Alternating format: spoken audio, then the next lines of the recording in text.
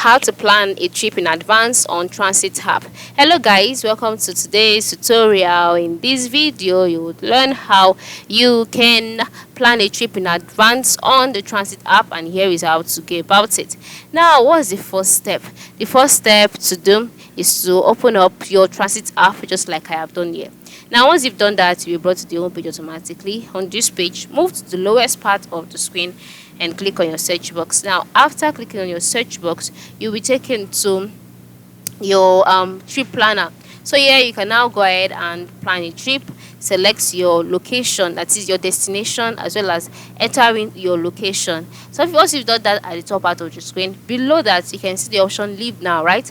You just tap on it, and then you can see three options here: leave now, arrive at, arrive by. So you just go to the leave at, and then schedule the trip, okay, to whenever time you want to leave, and then you can decide if it's today or tomorrow.